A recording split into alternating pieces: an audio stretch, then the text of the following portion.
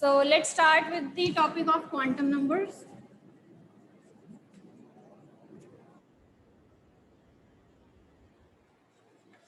Just a minute. हाँ जी, क्या कह रहे हो बेटा?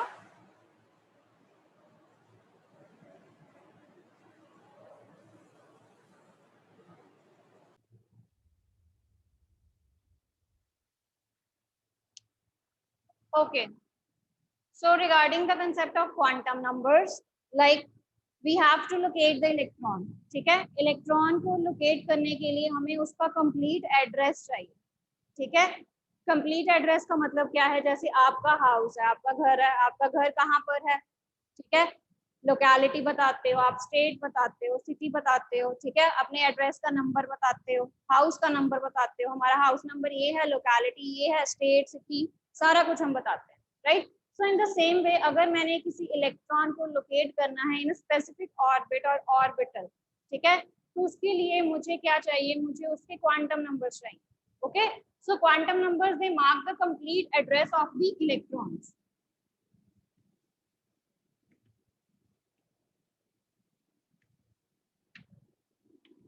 ओके, अब इस कंप्लीट एड्रेस में हम इलेक्ट्रॉन की क्या क्या कंसीडर करते हैं? शेल कंसीडर करते हैं कि वो किस मेन शेल में प्रेजेंट है. उसकी सब शेल कंसीडर करते हैं. राइट, एस है, पी है, डी है, एफ सब शेल है. Okay, now next, what is the energy of the electron? अगर वो किसी ऑर्बिट या ऑर्बिटल में घूम रहा है तो उसकी क्या एनर्जी है बेसिकली. ठीक है, एनर्जी के बाद हम बताते हैं कि उसकी ओरिएंटेशन क्या है, किस डायरेक्शन की तरफ वो ओरिएंट हुआ है. ओके, वो एक्स की तरफ है, वाई की तरफ है, जेड की तरफ है. राइट, उसके कौन सा ऑर्बिटल है. Right, electron is present in which of the orbital. Okay, so this complete information is being given by the quantum numbers. So we are having 4 sets of quantum number. Okay, 4 quantum numbers are there. The first one is principal quantum number.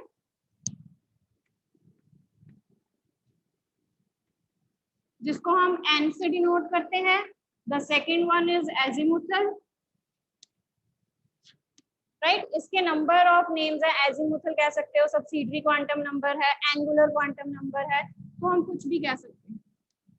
ठीक है, that is denoted by L. The third one is magnetic quantum number, that is denoted by M.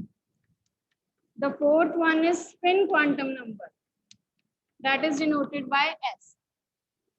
Right, तो जब भी आपने अपने electron को locate करना है तो आपको एन, एल, एम और एस की वैल्यूज पता होनी चाहिए. राइट, तभी हम अपने इलेक्ट्रॉन को क्या कर सकते हैं? लोकेट कर सकते हैं. अब हम पढ़ेंगे like what these things they are going to give you. क्या क्या चीजें बताते हैं ये आपको. राइट, जो आपका एन है, प्रिंसिपल क्वांटम नंबर, ये आपको मेन एनर्जी शेल बताता है. जहां पर इलेक्ट्रॉन प्रेजेंट है, either it is present in K shell, L shell, M shell या एन शेल में प्रेजेंट है. ओके, ये आपको क्या बताता है? ये आपको मेन एनर्जी शेल के बारे में बताता है. Okay, and secondly it also tells about the energy of electron. उस इलेक्ट्रॉन की प्रोबेबल एनर्जी क्या है, ये आपको प्रिंसिपल क्वांटम नंबर बताता है. ओके, राइट, यहाँ पर वो सेम फॉर्मूला लगता है हमारा 2n² का, कि फर्स्ट शेल में 2 इलेक्ट्रॉन्स होंगे, देन 8, देन 18 एंड देन 32. तो यहाँ पर इस शेल में हमारा वो फॉर्मूला जो है 2n² वाला, it is applicable. Okay, for the azimuthal quantum number, अब शेल्स के बाद हमारे पास सेकेंडली आती हैं sub shells. Okay, after shells what we are having sub shells. Right, तो सब शेल्स हमारे पास कौन कौन सी हो जाती हैं? That is S, P, D, F. Okay, S, P, D and F सब शेल्स होती हैं that depend on the number of L। अगर L 0 है तो S होगा, अगर L 1 है तो P होगी, अगर L 2 है तो D होगी, अगर 3 है तो F होगी। ओके, और L की वैल्यू हमेशा N से एक कम होगी, this you have to remember. अगर आपके पास क्वांटम नंबर्स का सेट पूछ लेते हैं कि इनमें से कौन सा क्वांटम नंबर्स का सेट पॉसिबल है, तो हमने हमेशा ये लोकेट करना है कि जो L की वैल्यू है वो N से एक कम है कि नहीं। ठीक है जी, तो L will be having value always less than 1 less than N। Okay, तो ये आपको सबशेल्स बताता है, इसके साथ साथ आपको शेप भी पता चलती है ऑर्बिटल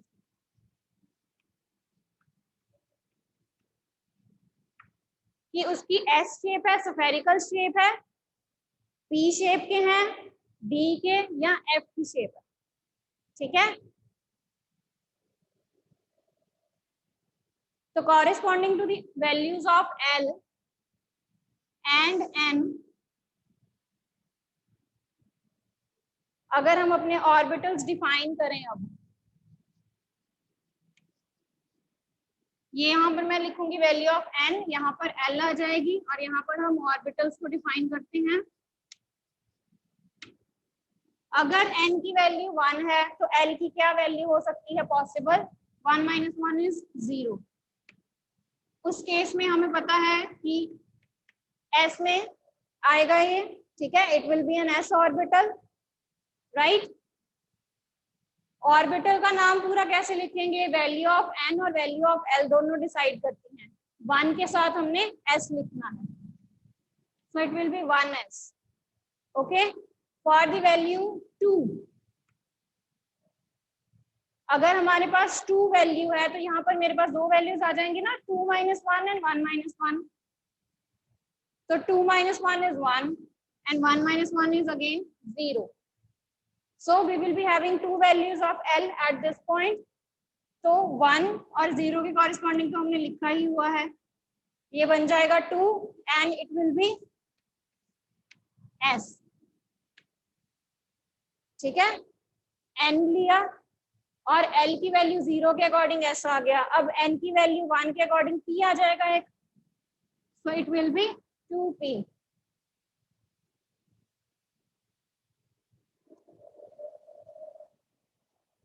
ओके,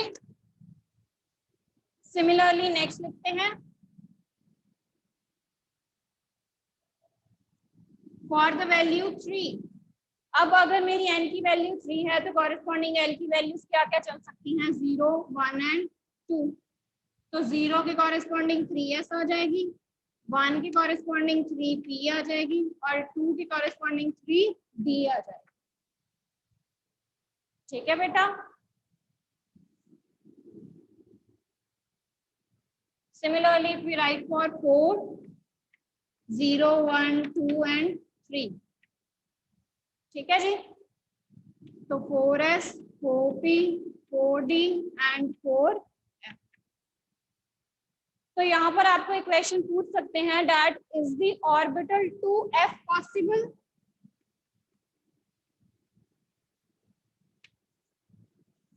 अगर आपको कुछ ऐसे क्वेश्चन पूछते हैं that if is the orbital 2F possible, तो हम देख सकते हैं यहाँ पर हम जब ऑर्बिटल्स लिख रहे हैं तो वैल्यू ऑफ N अगर 2 है तो उसके कॉरेस्पॉन्डिंग L की वैल्यू सिर्फ 2 आ रही है, दैट इज 1 एंड 0, और उसके कॉरेस्पॉन्डिंग हमारे S और P ऑर्बिटल्स बनते हैं, यहाँ पर F और D ऑर्बिटल्स नहीं आते हैं। ठीक है, तो अगर आपको ऐसे क्वेश्चंस आते हैं then you can state these questions with the help of this example. Okay, कि 2F ऑर्बिटल जो है वो पॉसिबल नहीं है। सिमिलरली 3F भी पॉसिबल नहीं है, F जो है वो 4 से स्टार्ट हो रहा है। Okay,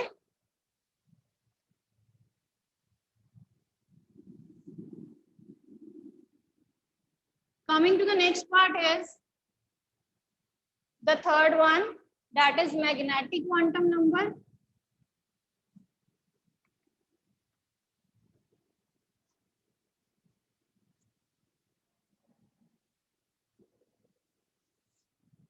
So magnetic quantum number basically हम ये देखेंगे that how the electron it is getting oriented, or how the electron is orienting itself when it is placed in magnetic field of the earth.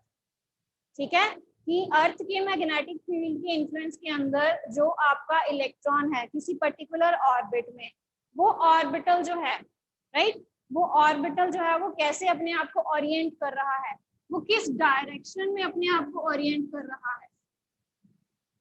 तो ये orientation आपको कौन बताता है? That is given by the m, that is the magnetic quantum number, right. अब m की values हमने याद करनी है, they always go from -l 0 to +l, right. ये हमने रूल्स देखने हैं, अगर ये वाली वैल्यूज बेसिकली ओबे होती हैं, राइट, तभी हमारे जो क्वांटम नंबर्स के सेट हैं वो पॉसिबल होंगे। अगर ये वैल्यूज नहीं फॉलो होती हैं तो क्वांटम नंबर्स कोई भी आपको गिवन होंगे तो दैट इज नॉट पॉसिबल कि कोई भी क्वांटम नंबर जो है वो सेट में पॉसिबल हो। ठीक है, ये वैल्यू स्पेसिफाई होनी चाहिए, राइट। तो अगर मैं L की वैल्यूज लूं 0, 1, 2, उसके कॉरेस्पॉन्डिंग जो आपकी M की वैल्यूज बन रही हैं, यहाँ पर ये तो 0 ही आएगी m की वैल्यू, राइट। तो that marks your which orbital? s orbital, ठीक है, ओके। और कितने नंबर ऑफ ऑर्बिटल्स आएंगे हमारे पास?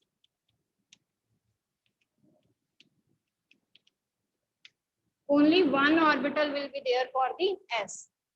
तो s के लिए हमारे पास सिर्फ एक ऑर्बिटल आएगा, और ऑर्बिटल्स को हम कैसे मार्क करते हैं? लाइक दिस, एक बॉक्स बनाते हैं स्क्वायर में, और एक बॉक्स में हमेशा कितने इलेक्ट्रॉन्स जा सकते हैं? Maximum of 2 electrons,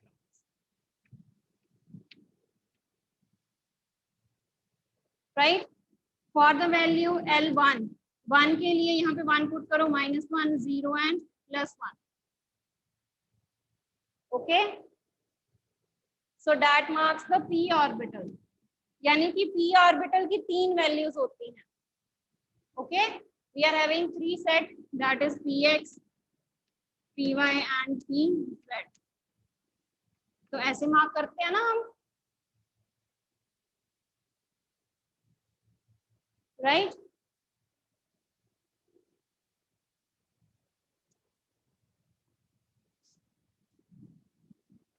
for L2, -2, -1, 0, +1 and +2, okay. अब ये कौन सा ऑर्बिटल आ जाता है? हमारा D, ओके। तो D ऑर्बिटल में आपको पता है कि हम यहाँ पर 5 सेट्स लिखेंगे,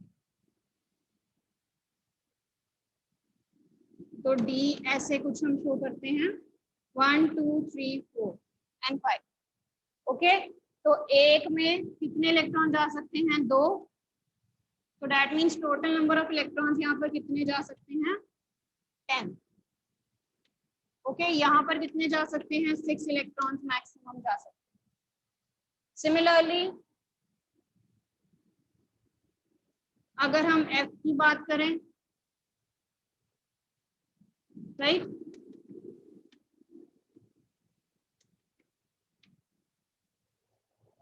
तो F के लिए हमारे आएंगे -3, -2, -1, 0, +1 एंड +2, +3, ठीक है। तो ये इन टोटल हमारे पास कितनी 7 वैल्यूज आ गई हैं? 1, 2, 3, 4, 5, 6, ठीक है। तो टोटल कितने इलेक्ट्रॉन्स जाएंगे इसमें? 14, ओके। और वो 14 इलेक्ट्रॉन्स अपने आप को कैसे ओरिएंट करते हैं, राइट। तो that we will be seeing in the magnetic quantum number, right. जैसे हमारे पास p के 3 ऑर्बिटल्स है ना, px, py, pz। तो इलेक्ट्रॉन्स जो हैं वो px में है, py में है, या pz ऑर्बिटल में है, किस तरफ ओरिएंट कर रहे हैं? तो that we will be seeing in the magnetic quantum number, ठीक है बेटा।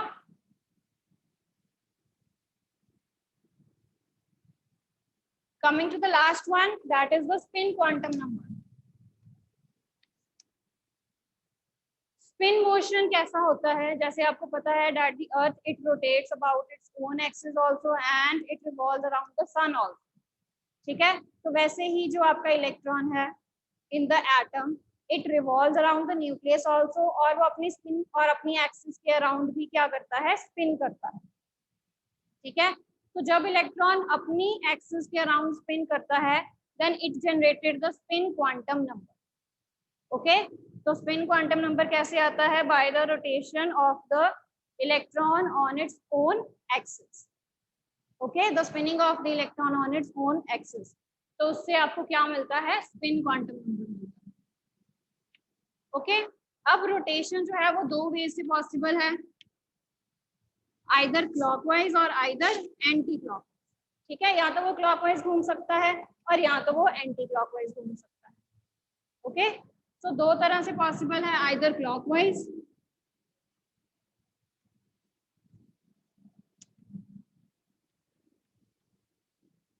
तो स्पिन की वैल्यू हमेशा हम कैसे डिनोट करते हैं, 1/2 से। अगर हमें नहीं पता है कि वो क्लॉकवाइज घूम रहा है या एंटी क्लॉकवाइज घूम रहा है, तो हम यहाँ पे सिंपली मेंशन कर देते हैं +/-1/2, plus for clockwise, minus for anti clockwise, ठीक है। अगर आपको स्पेसिफाइड है, वैसे नॉर्मली हम ये स्पेसिफाई नहीं करते हैं कि स्पिन जो है वो क्लॉकवाइज है या एंटी क्लॉकवाइज है, ठीक है। तो हमें नहीं पता है, so simply write down +/-1/2। Okay, so this is about the set of quantum numbers। अब मैं आपको 3 रूल्स पहले याद करवा दूं, ठीक है, फिर उसके बाद हम नेक्स्ट करते हैं अब कॉन्फ़िगरेशन का concept. So we are having 3 sets of rules, that is Pauli exclusion principle,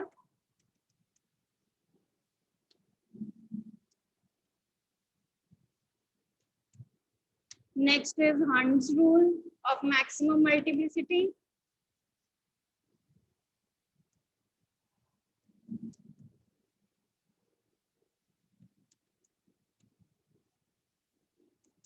ठीक है बेटा।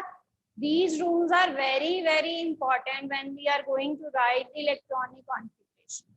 Okay, इलेक्ट्रॉनिक कॉन्फ़िगरेशन में ये रूल्स जो हैं दे आर वेरी इंपॉर्टेंट। हमें एक एक रूल जो है वो पता होना चाहिए, क्योंकि हमने इलेक्ट्रॉन्स को फिल ही इस रूल्स के अकॉर्डिंग करना है। And the third one is Aufbau principle. The first rule is Pauli exclusion principle. Pauli exclusion principle क्या कहता है, नहीं, आपके साथ वाले नेबर्स हैं, चाहे आप सेम लोकेलिटी में रहते हो, ठीक है, बट आपका और आपके नेबर्स का जो एड्रेस का नंबर है, हाउस का नंबर है, वो सेम नहीं हो सकता, नहीं हो सकता ना। चाहे अगर 14 है, 14 के साथ A लिखा हो सकता है, B लिखा हो सकता है, ऐसे करके मार्क किए होते हैं, बट दैट डजंट मीन कि अगर आपका हाउस का नंबर 14 है तो आपके जो नेबर्स है उनका भी 14 ही है, ठीक है। तो same is the case with the quantum, right. Quantum numbers में भी जो हमारे पास 4 सेट ऑफ क्वांटम नंबर्स हैं वो कभी सेम नहीं हो सकते हैं किसी इलेक्ट्रॉन के लिए। दैट मीन्स कि कोई दो इलेक्ट्रॉन जो है वो सेम एड्रेस पे पॉसिबल नहीं हो सकते। All the electrons they will be having a different address। Okay, so this is the Pauli exclusion principle, that no two electrons will be having the set of all the 4 quantum numbers same, ठीक है, N, L, M and S। Suppose अगर मैं एक electron के लिए N की value 2 लिखती हूँ, L की वैल्यू जो है मैं 1 लिख रही हूँ, ठीक है, M की value I am denoting -1, S की वैल्यू +/-1/2। ओके, ये सारी सेम वैल्यूज जो हैं वो सेकंड इलेक्ट्रॉन के लिए पॉसिबल नहीं होंगी। That is not possible for the second electron. कहीं ना कहीं चेंज हो सकता है, जैसे ये +1/2 है, ये माइनस हो सकता है सपोज, ठीक है। यहाँ पर शायद M की वैल्यू अगर ये सेम हो भी जाए, ठीक है, सपोज यहाँ पर M की वैल्यू चेंज हो जाएगी, 0, राइट। ओके, सो चारों के चारों क्वांटम नंबर सेम हो ये पॉसिबल नहीं है, उसमें से कुछ ना कुछ डिफरेंट जो है वो जरूर होगा जो उस इलेक्ट्रॉन के एड्रेस को स्पेसिफाई करेगा। That is the poly exclusion principal. The second one is hunts rule. Hunts rule जो है वो उनके लिए लगता है that are having degenerate orbitals। degenerate orbitals की बात क्या होती है? degenerate means that are having the same energy। तो हमने ऐसे ऑर्बिटल्स कंसिडर करने हैं जिनकी एनर्जी सेम है। तो यहाँ पर हमारे p, d and f orbitals आ जाते हैं। Okay, principal, diffused and fundamental. Principal में आपको पता है 3 ऑर्बिटल्स हैं p में, d में you know it is having 5 orbitals. तो ये सारे जो है ये डीजेनरेट हैं, they all are having same energy. Okay, तो Hund's rule of maximum multiplicity जो है वो इनके लिए है, the orbitals that are basically degenerate whenever we are going to do the filling of the electron. ठीक है, अब मेरे लिए ये तीनों ऑर्बिटल्स एक जैसे हैं। डीजेनरेट का मतलब क्या है? They are degenerate in energy, that means they are having the same energy. मैं अब यहाँ पर ये नहीं कह सकती कि इसकी एनर्जी ज्यादा है, इसकी एनर्जी कम है। मेरे लिए ये तीनों इक्वल हैं। अगर वो इक्वल हैं तो उनको इलेक्ट्रॉन्स जो हैं वो भी तो इक्वल मिलने चाहिए, right? Suppose if I am going to fill 4 electrons in the p orbital, तो मैं 4 इलेक्ट्रॉन्स ऐसे नहीं भरूंगी कि 2 मैंने इसको दे दिए और 2 मैंने इसको दे दिए, तो ये बेचारा रह गया, right? So since they are degenerate, तो वो कहते हैं कि हमें पहले सिंगली फिल्ड किया जाए। They should be filled singly, ठीक है, and that too with the same spin. Same spin होनी चाहिए, चाहे आप डाउनवर्ड एरोस के साथ मार्क कर लो, चाहे आप अपवर्ड एरोस के साथ मार्क कर लो, बट स्पिन जो है वो सेम होनी चाहिए सब। Okay, so 4th electron it will be going here now. Okay, so this is Hund's rule of maximum multiplicity. So whenever we are having a degenerate orbital, the filling of the electrons, it will be done in such a way that all the orbitals, they will be singly filled firstly, and that too with the same spin, parallel spin के साथ हमने उनको भरना है। ठीक है, सारी चीजें तीनों के लिए हमने सेम करनी है, पहले सबको भरना है और सबको सेम स्पिन के साथ भरना है। Okay, The third one is Aufbau principle. Aufbau principle क्या कहता है? That whenever we are going to fill the electrons in different orbitals, जैसे मैं 1s और 2s की बात करूँ, they will be having energy difference. 2s की एनर्जी ज्यादा होगी, 1s की एनर्जी कम होगी। ओके, तो Aufbau principle कहता है कि हमने पहले लोअर एनर्जी वाले ऑर्बिटल्स को फिल करना है। जैसे मैं 1s को पहले भरूंगी, 2s को बाद में भरूंगी। Okay, so these are some of the rules that are very important for the filling of the electrons in any of the orbitals. Okay, right?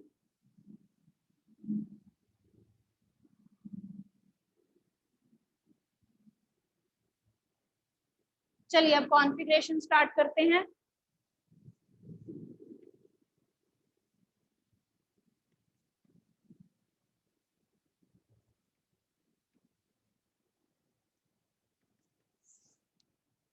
So for this chapter 1 से 20 तो आप 10th तक पढ़ के आए हो एलिमेंट्स, ठीक है। 21 to 30 elements, they are very important. Okay, तो 21 से 30 एलिमेंट्स आपने अच्छे से आपके टिप्स पे होने चाहिए। Okay, from 21 to 30 the elements should be on your tips, like 1 to 20 elements हमने राइम के साथ किए थे। इसकी भी राइम मैंने आपको भेजी हुई है, ठीक है, तो आपको लर्न कर सकते हैं। Hydrogen, helium, lithium, beryllium, boron, carbon, nitrogen, oxygen, ठीक है। 1s1, 1s2, सबसे पहले हमने 1s पे जाना है, ठीक है, उसके बाद 1s2, 2s1।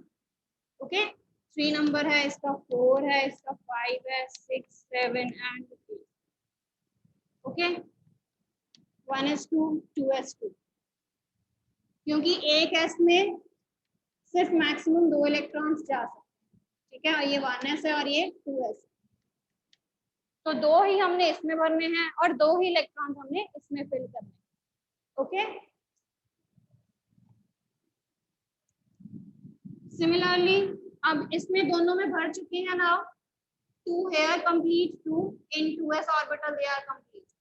For boron we will be shifting to the third orbital now, that is 2p. अब यहाँ पर भी आप स्पेसिफाई कर सकते हो 2px को भरा है मैंने,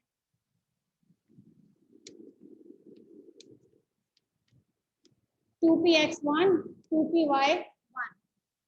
जब आप इसको ऑर्बिटल की फॉर्म में शो करोगे so you will be showing it like this, following the Hund's rule of maximum multiplicity. For nitrogen it will be 1s2 2s2 2px1 2py1 2pz1.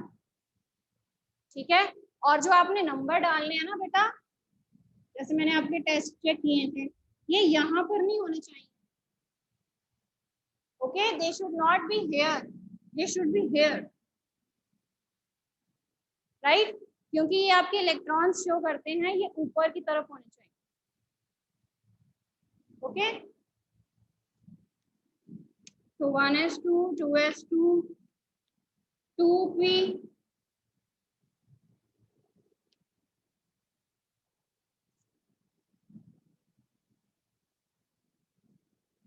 4. ठीक है बेटा, तो जब हमने 4 मार्क करना है तो अब हम कैसे 4 इलेक्ट्रॉन्स भरेंगे. यहाँ पर 4 का मतलब क्या है, what I am showing is कि 3 सिंगली फिल्ड हो गए और जो फर्स्ट वाला है अब उसमें हमने पेयरिंग स्टार्ट की. Okay, right,